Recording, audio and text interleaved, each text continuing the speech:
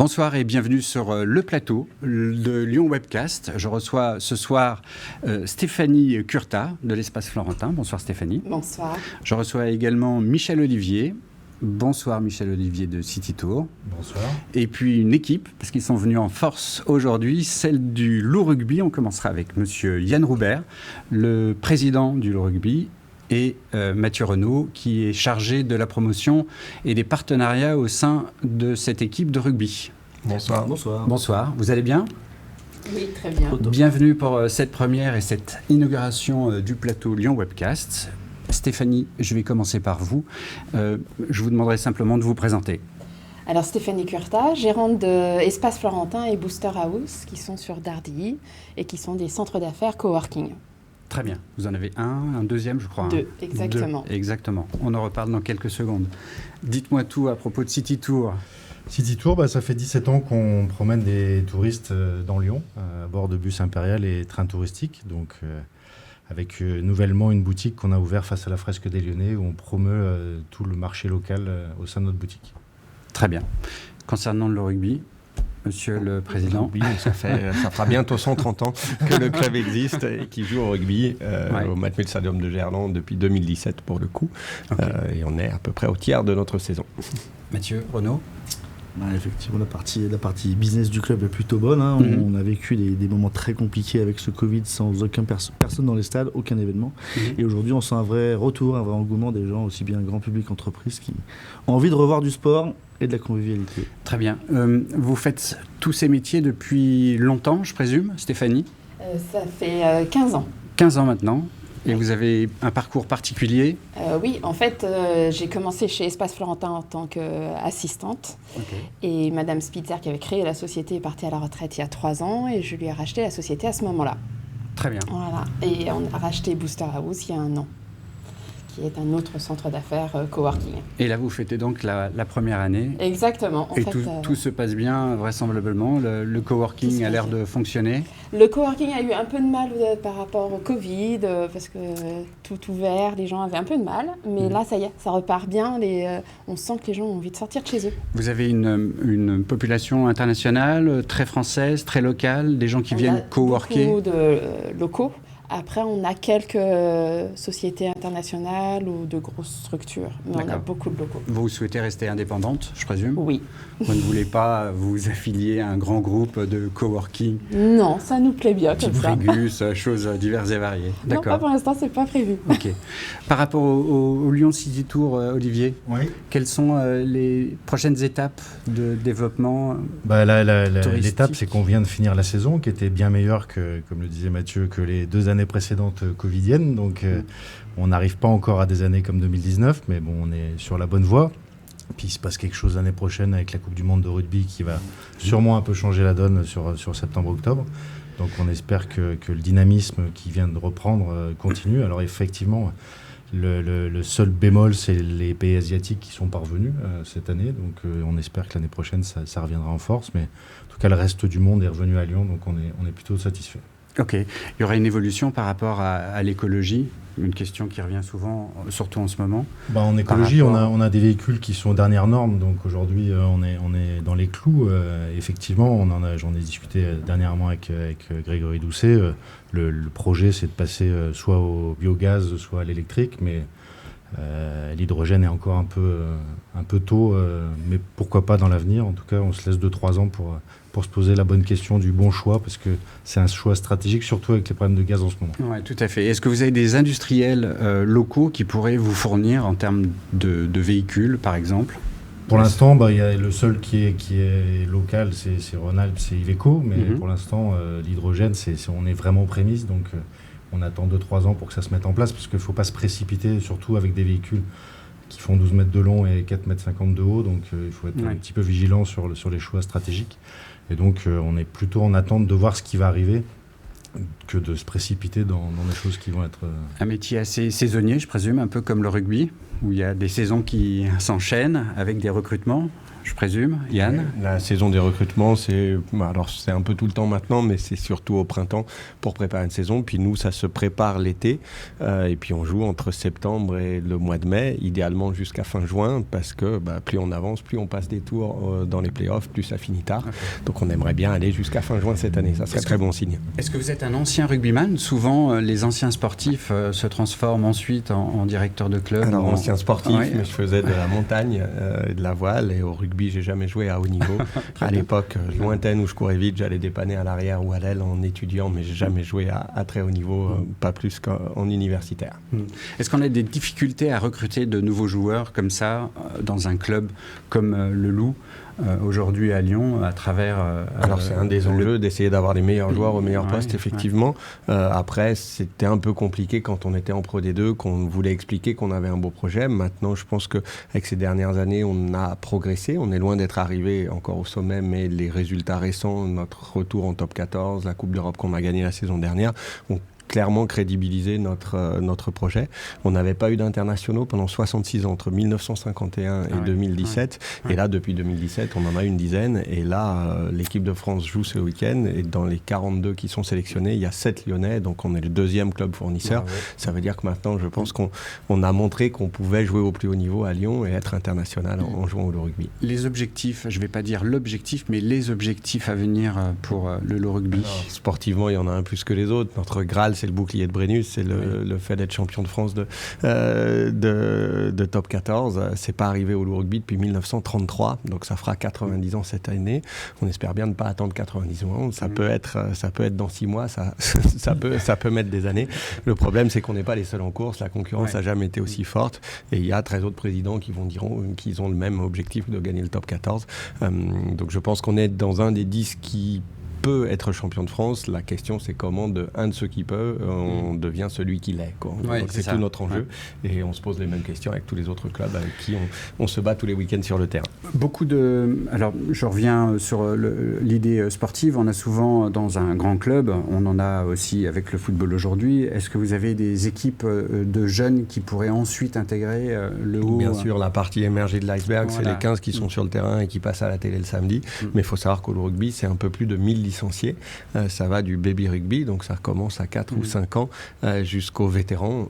Voilà. Et puis important de rappeler que dans ces un peu plus de 1000 licenciés, il y a 300 licenciés EES, ce qui veut dire que on a 30% de femmes parmi nos licenciés, que le rugby c'est bien pour tous et pour toutes, quel que soit l'âge, la condition, le sexe, bref, il y en a pour tous les goûts au rugby. Et vous avez déjà repéré un ou une qui serait en tête de liste pour intégrer ensuite l'équipe pro. Chaque année, oui. Là, on en a un qui est formé au rugby, qui est encore espoir, qui vient d'intégrer l'équipe de France, Ethan Dumortier. Il y en a, sur les 7 qui sont l'équipe de France, il y en a 5 qui sont issus du centre de formation du rugby. Donc oui, chaque année, Dieu merci, nos équipes de jeunes viennent fournir l'équipe première, et c'est tant mieux. Et pour financer tout ça, merci Président, on a besoin de partenaires. Donc, comment ça se passe ? D'abord, de quoi avez-vous besoin demain pour grandir un petit peu plus et décrocher ce fameux bouclier au rugby ? Bêtement, on a besoin d'argent. On a besoin de tout le monde. Aujourd'hui, on est sur une ville de Lyon qui est forte, qui est puissante, qui a connu des belles heures de sport, des titres de l'Olympique Lyonnais, des titres de l'Asvel. Nous, on attend 90 ans le nôtre en première division. Mais c'est vrai que le public lyonnais arrive de plus en plus en masse dans ce Matmut Stadium de Gerland. Aujourd'hui, on fait à peu près 14 000 spectateurs de moyenne. Donc ça a beaucoup grandi dans les 10 dernières années. Il y a encore plein de choses à faire. Donc c'est vrai que cette partie grand public est forte et puissante. On fait plus de 30% d'abonnés cette année. Alors, je l'ai dit tout à l'heure, on a perdu beaucoup de gens pendant cette partie de Covid, avec cet arrêt des stades, des gens qui ont eu peur de revenir. Et aujourd'hui, l'engouement est là, l'envie de retrouver de la convivialité, de retrouver des moments un peu de sympathie. Et ça se ressent en tout cas sur le nombre d'abonnés qui nous rejoignent en termes de grand public. Vous avez du mal à recruter de nouveaux partenaires annonceurs qui viendraient rejoindre et renforcer du mal, il n'y a rien de facile, ça reste du commerce. C'est vrai qu'on est sous une égide sportive, on vend du spectacle. Après, ça reste du business et le but, c'est d'attirer les entreprises, les PME de la région. Alors, on a la chance de pouvoir avoir toute typologie de clients, que ce soit de la construction, du bâtiment, du tertiaire, du service. Aujourd'hui, tout le monde peut se retrouver dans ce sport du rugby, dont notre but est d'être un moteur de développement, de réseau d'affaires, de rencontres autour du rugby et de son sport. Mais on touche aujourd'hui tout type d'entreprise. Alors, facile, non, surtout après les périodes qu'ont vécues certaines boîtes un petit peu difficiles. Aujourd'hui, on a un tissu économique de 500 partenaires du club. Donc, comme je l'ai dit, pas forcément des grosses entreprises, de la PME locale, du groupe régional, du groupe international. On est capable de séduire un petit peu tout le monde avec l'ensemble de nos offres. Ouais. Ok. Je pense que vous allez aussi vous diriger un petit peu plus vers le divertissement en offrant un petit peu plus de possibilités lors des matchs, avant, après match, à vos partenaires. Ouais, on parle souvent du terrain, du carré vert et de cette pelouse avec 80 minutes de jeu, mais on essaie de créer depuis plusieurs années vraiment une expérience globale pour nos sympathisants. Hein. On essaie d'ouvrir 2 heures avant le stade, d'avoir de la restauration, du foot, des stands, des animations pour les jeunes, pour les adultes, pour tout le monde, et de faire rester les gens en après-match, cette fameuse 3e mi-temps du rugby, donc avec des groupes de musique, avec des DJ, on a la capacité, on essaie en tout cas de garder ces gens 3-4 heures après la fin du coup de sifflet final, et c'est plutôt, il n'y a pas que l'expérience du match, il y a tout ce qui va avec. On est heureux quand pour un match à 18h, les gens arrivent à 16h30 parce que la bière ou le coup à boire avant le match pour se retrouver avec les copains fait partie du fait de venir au stade et pas seulement au match, comme le dîner d'après-match, la 3e mi-temps, puis la fête, et on est heureux évidemment pour ça. Le meilleur marketing pour nous, c'est de bien jouer au rugby, de gagner des matchs et de s'assurer que les gens passent de bons moments.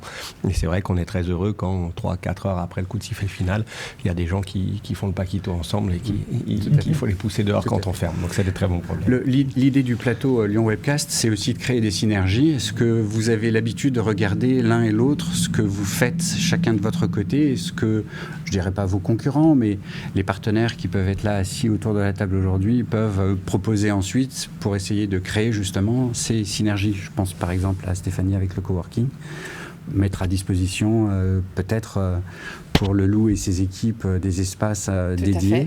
Des espaces dédiés et tout. Les transporter et puis de l'autre côté en même temps profiter des savoirs de chacun. Est-ce que pour vous c'est quelque chose que vous faites en général dans vos métiers ?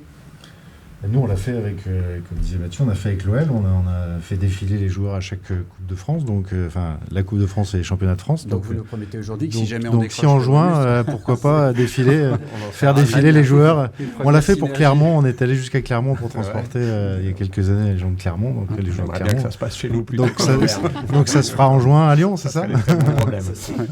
Mais en général, vous avez l'habitude dans vos métiers justement de regarder autour de vous et de créer peut-être des synergies, j'emploie encore le mot. C'est ce qu'on essaye de mettre en place sur Espace Florentin et Booster House avec Céline, ma collaboratrice. On est en train vraiment de mettre des choses en place.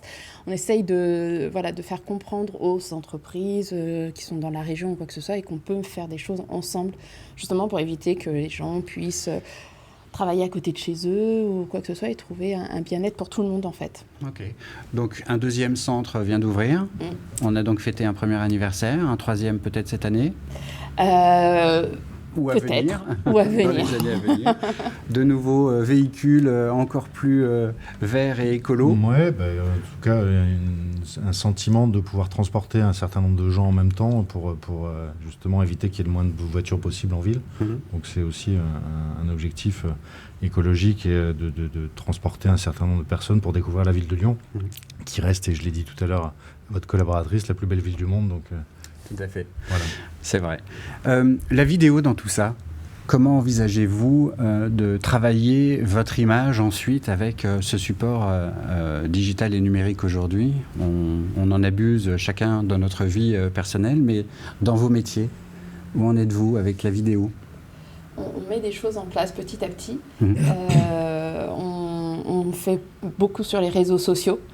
Où on peut nous suivre. On essaye de faire des vidéos de nos clients qui sont dans nos bureaux ou dans le cowork, les choses comme ceci, pour les faire connaître aussi. C'est vraiment un échange et un partage, donc c'est pour les faire connaître aux autres et qu'on pense à eux. Voilà. Donc la vidéo, on essaye de la mettre en place. Ouais. On n'y pense pas forcément systématiquement, mais on le met en place. Dans les bus, par exemple, est-ce que vous avez de la vidéo qui est projetée sur... Non, il n'y a pas de vidéo qui est projetée. Par contre, on fait des teasers régulièrement pour inviter nos clients à découvrir par des petites images, petites capsules, ce qu'on promeut comme produit. Mais ce dont on est le plus fier, c'est quand nos clients font des réels ou des stories dans Instagram de la visite qu'ils ont fait à Lyon. Et donc ça, c'est plutôt chouette pour nous d'avoir un échange virtuel par rapport à nos clients. Et vous récupérez ces images pour... Non, on les reposte parce que c'est plutôt du partage d'expérience. Donc on aime bien retranscrire ce que les gens ont vécu. Donc c'est plutôt chouette comme expérience. Pardon, Président, mais pas pour vous tout de suite, plutôt pour Mathieu, parce que vous, je sais que vous avez de la vidéo tous les samedis, vous l'avez dit tout à l'heure. Mais par rapport à vos clients, Mathieu, est-ce que vous utilisez des reportages, de la vidéo, des caméras? Est-ce que vous avez... Ouais, on reste une entreprise de médias. Hein. C'est qu'aujourd'hui, les caméras sont sur le terrain pour l'entraînement tous les jours, aussi bien pour filmer les entraînements par les journalistes, mais que les joueurs et les entraîneurs eux-mêmes analysent les séquences vidéo en permanence. Et puis nous, en termes de communication, aujourd'hui, il y a l'image fixe et on essaie d'attirer les gens par du teasing, par de la vidéo promotionnelle, du match, de ce qui va se passer. Dès qu'on parlait d'animation tout à l'heure, c'est vrai que quand on met en exergue ce qu'on a fait, il y a un match, 2 matchs, 3 matchs avec de la vidéo qui vient promouvoir ça, ça donne envie. Donc on utilise beaucoup ce support-là sur nos réseaux sociaux, sur notre site internet, évidemment sur nos applications. Donc en tant que société autour de la com et du marketing sportif, on utilise pas mal la vidéo. Et un peu à l'image d'Olivier, on aime bien quand c'est les gens qui viennent nous voir qui eux aussi retransmettent des choses de ce qu'ils ont vécu au stade. Et c'est vrai qu'on se sert beaucoup au-delà de la vidéo qui passe sur Canal+, parce que nos matchs sont retransmis.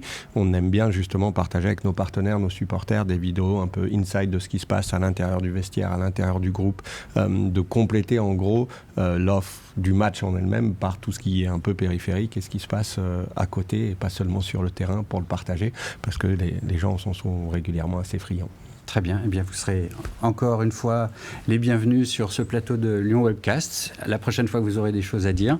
Là, ce sont les présentations encore ce soir et demain. Et puis, j'aurai peut-être un jour à nouveau le plaisir de vous accueillir sur ce plateau. Merci à tous les 4. Merci. Et puis, je vous souhaite une très belle soirée.